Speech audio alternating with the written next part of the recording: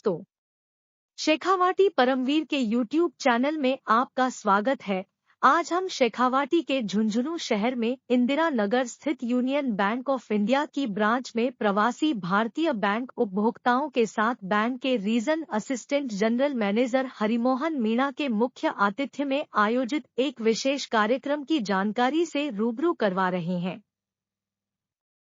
उम्मीद है कि आपको हमारी यह प्रस्तुति पसंद आएगी और आपके लिए यह उपयोगी साबित होगी। झुंझुनू शहर के इंदिरा नगर स्थित यूनियन बैंक ऑफ इंडिया की ब्रांच में शुक्रवार को दोपहर एक विशेष कार्यक्रम आयोजित किया गया, जिसमें बैंक के प्रवासी भारतीय बैंक कस्टमर्स को आमंत्रित किया गया और उन्हें बैंक के ब्रांच हेड संदीप कुमार पुनिया और मार्केटिंग मैनेजर राकेश सैनी द्वारा बैंक की नई योजनाओं की विस्तृत जानकारी दी गई तथा ग्राहकों के शंका समाधान भी किए गए।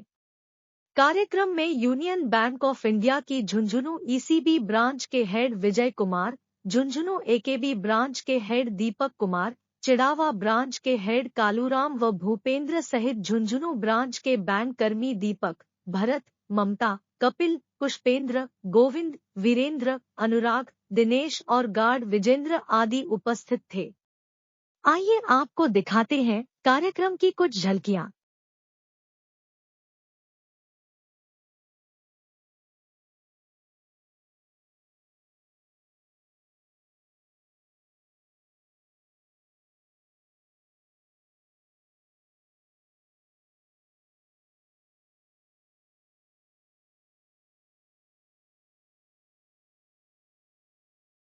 गुजारिश करूंगा एजीएम सर हरिमोहन मीणा जी जो आपका स्वागत करेंगे और जो भी कुछ सब बैंक आपके लिए और क्या क्या सुविधाएं दे सकते हैं उनके बारे में बताएंगे आपको। हरिमोहन मीणा जी। सबसे पहले तो आप सबको मेरा नमस्कार था।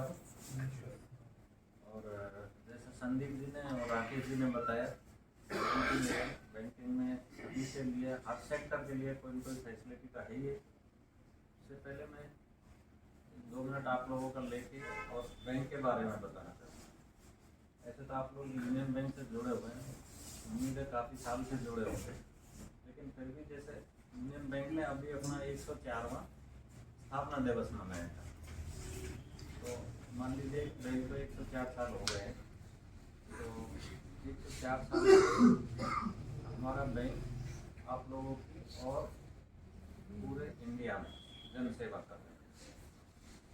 दूसरा, अभी झुंझुनू वालों को बिजनेस के बारे में बताना तो मुझे लगता है कि सूरज से दिया दिखाने वाली बात हो जाएगी, क्योंकि बिजनेस तो यहीं से शुरू हुआ है और जो आज भी इंडिया में नहीं दुनिया में झुंझुनू का नाम है, उनका नाम लेने का भी मुझे जरूरत नहीं है। आप लोग सब उनसे परिचित हैं, सब जानते हैं, इवन इंडिया का बच्चा जानता है कि झुंझुनू से ही बिजनेस की शुरुआत होती है।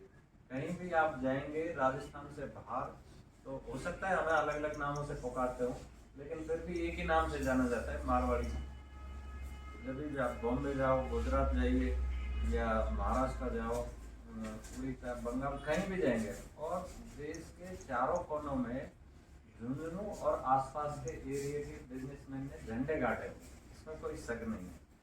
उसी कड़ी में यूनियन बैंक की स्थापना में भी झुंझुनू डिस्ट्रिक्ट का उतना ही योगदान, क्योंकि हमारे बैंक के फाउंडर भी श्री पोद्दार जी थे, मतलब जो फाउंडर कमेटी थी उनमें एक मिस्टर पोद्दार जी थे, क्योंकि आप ही के एरिया से। इसलिए झुंझुनू से यूनियन बैंक कोई नया नहीं है, यहीं से एक तरह से इसका जन्म है और यहीं से बना हुआ। आज की तारीख में बैंक का टोटल बिजनेस हमारा करीब 19 लाख करोड़ रुपए है। 8,000 से ज़्यादा ब्रांचेज हैं, 11,000 के करीब एटीएम्स हैं, जो कि पूरे भारत में फैले हुए हैं। उसमें चाहे मेट्रो हो या अर्बन सेंटर्स हो, district headquarter, even rural areas में। 2 साल पहले इसमें 2 संस्कृतियों का मिलन हुआ था, मतलब 2 ऐसे बैंक मिले थे जिनकी अपने आप में अलग ही कल्चर होती थी। हालांकि दोनों ही नेशनलाइज बैंक थे, लेकिन गवर्नमेंट पॉलिसीज के कारण कॉरपोरेशन बैंक और आंध्रा बैंक उनका भी इसमें विलय हुआ था। इसके कारण बैंक की नेटवर्क, इसका बिजनेस, इसका एम्प्लॉयज, नंबर ऑफ एम्प्लॉयज, सारी चीज़ें बढ़ गई हैं। और जो गवर्नमेंट के PSUs है उनमें यूनियन बैंक का एक रेस्पेक्टेबल स्थान। बिजनेस ही नहीं, यदि वैसे देखेंगे तो भी झुंझुनू में पहले से ही, जैसा कि आप सब जानते हैं, यहाँ तो धरती पर ऊपर ही नहीं, धरती के अंदर से भी बिजनेस निकलता है। खेतड़ी की खाने तो सबको ही परिचित होगा, सबको पता है, और ये मेरे ख्याल में इंडिया में ओल्डेस्ट माइंस है। यदि माइंस का ऐसा है तो वहीं इंडिया की टॉप इंस्टीट्यूट में फलानी का VITS है, मेरे ख्याल में उसका आज भी कहीं मुकाबला नहीं है। IITs भी एक बार देखते हैं, IITs जो होते हैं वो भी सोचते हैं कि एक बार फलानी में कहीं एडमिशन मिल जाए तो अच्छा है, वहां से कोई कोर्स कर ले तो बहुत बढ़िया। इन सब के साथ साथ जहाँ तक मुझे पता है, झुंझुनू और आसपास का एरिया वीरों की भूमि है। हमारे यहाँ से बहुत सारे लोग फौज में भी जाते हैं। तो ये समृद्ध इतिहास और आज की पहचान है झुंझुनू की। इनके बीच में रहकर हमें आप लोगों की सेवा करने का जो अवसर प्राप्त है उससे सच में हम बहुत गौरवान्वित हैं। और विशेषकर आज जिस मौके पर मुझे बुलाया गया, हालांकि आने वाले मेरे सीनियर थे, हमारे सर थे, लेकिन किसी कारण से वो नहीं आ पाए। और जब उन्होंने बोला कि झुंझुनू जाना है, आप जाओगे क्या, तो हम तो से कुशल मैंने सर अभी जाना है तो मैं अभी निकल जाता हूँ। इसके लिए आए। रही बात NRI की, हर सेक्टर के लिए बैंक का कोई न कोई प्रोडक्ट है। एग्रीकल्चर के लिए KCC दिया जाता है, बिजनेसमैन के लिए MSME लोन दिया जाता है, सर्विस वालों के लिए पर्सनल लोन है, या सभी के लिए हाउसिंग लोन है, व्हीकल्स के लिए है। जो आज के अपने जीवन को या जीवन की सुविधाओं को थोड़ा भी आगे बढ़ाने में जो भी चीज सहायक हो सकती है, उन सब चीजों के लिए बैंक की फैसिलिटीज अवेलेबल है और हर सेक्टर में अवेलेबल है। ये है लोन की फैसिलिटी। इसके अलावा जरूरी तो नहीं कि हर आदमी लोन ही ले, ऐसा भी नहीं है। जब इतने समृद्ध प्रदेश है तो यहाँ पर पैसे वाले भी है नहीं, तो उनके लिए भी डिपॉजिट स्कीम्स है सभी का। जैसा अभी राकेश जी ने और संदीप जी ने बताया, स्पेशली NRIs के लिए, क्योंकि ये आज NRIs का एक विशेष पर्व हम मना रहे हैं, जिसका नाम है प्रवासी हमारा गौरव। इसमें प्रवासी भारतीयों को जो भी अपने इंडिया से बाहर अपने काम के लिए, बिजनेस के लिए 6 महीने या उससे ज़्यादा बाहर रहेगा, वो सारा ही NRI कहलाता है। तो ऐसे जो भी व्यक्ति जो यहाँ से कमाने के लिए या बिजनेस के लिए बाहर रहते हैं, 6 महीने रहे तो वो NRI हो जाते हैं। उनको पासपोर्ट, वीजा सब, और उनको NRI को मिलने वाली सारी फैसिलिटीज मिल जाती है। नाम चाहे कुछ भी हो, मोस्टली सारे बैंक दे रहे हैं ये फैसिलिटी। सिर्फ या तो रेट ऑफ इंटरेस्ट का डिफरेंस होगा, या सिर्फ किसका लिंक किस बैंक में हो गया है, डिफरेंस यही है बस। आपका और संदीप जी का लिंक है, संदीप जी आपको अच्छी सर्विस दे रहे हैं, आप लोग यहाँ बने रहेंगे। या आपके कोई भी रिलेटिव या मिलने वाले या कोई भी एक घर से और भी कोई NRI है, तो आप प्रेफर करेंगे कि संदीप जी से जाके मिल लें, या अपनी दूसरी ब्रांच है यहाँ पे उनसे जाके मिल लें। यदि ये सर्विस में कहीं प्रॉब्लम आ गई तो आप भी बोल देंगे सर वहाँ थोड़ा सा दिक्कत है, हो सकता है तो कोई और बैंक देख लीजिए। और जैसा कि आजकल ट्रेंड भी चल रहा है, प्राइवेट सेक्टर और पब्लिक सेक्टर में थोड़ा सा डिफरेंस तो है। प्राइवेट सेक्टर के पास में वो थोड़ी फैसिलिटीज है, और टेक्नोलॉजी में भी हो सकता है थोड़ा एडवांस हो। ऐसा भी नहीं है कि बहुत ज्यादा एडवांस है, लेकिन मेन डिफरेंस क्या है, हमारे पास लीगेसी है। लीगेसी का मतलब है बहुत पुराने अकाउंट मैनुअल के टाइम से भी अभी हमारे पास में है, जबकि ये कंप्यूटराइजेशन नहीं था। तो उनका डाटा अपडेट करना या सर्वर पे एकदम से लोड आना, कुछ ऐसी चीजें है जहाँ पे PSUs कई बार थोड़ा पीछे रह जाते हैं। ऐसा लगता है कि पीछे रह गए, बाकी है नहीं है। एक तो आप कोई भी नया काम शुरू करोगे, नई मशीनरी होगी, सारी चीजें नया होगा तो एकदम अच्छा काम करेगा। लेकिन उसी में यदि आप नई मशीनरी और उसके साथ में पुराना डाटा भी साथ में रखेंगे तो हो सकता है कहीं कहीं थोड़ा बहुत इशू हो सकता है। तो उन चीज़ों के लिए तो मेरा कहना यही है कि थोड़ा सा पेशेंस रखें, अपने उन चीज़ों को ब्रांच हेड को या ब्रांच में बताएं, कहीं कुछ दिक्कत हो तो उसका समाधान के लिए हम पूरी कोशिश करेंगे। इसी क्रम में हमारा एक लेटेस्ट ऐप अभी लॉन्च किया था व्योम नाम से, जो कि बेसिकली आपका मोबाइल बैंकिंग के लिए एक ऐप है यूनियन बैंक का। उसमें करीब 360 फीचर्स हैं। अभी तक का लेटेस्ट ऐप है, वो उसमें ऑलमोस्ट आप सारे काम कर सकते हैं।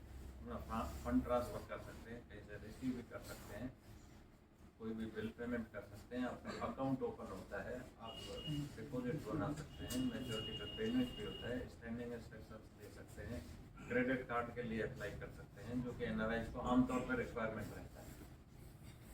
ऐसी चीज़ें हैं। तो ऐसा भी नहीं है कि टेक्नोलॉजी में पीएसयू कोई बहुत ज़्यादा बैक साइड में है या पीछे है, ऐसा नहीं है।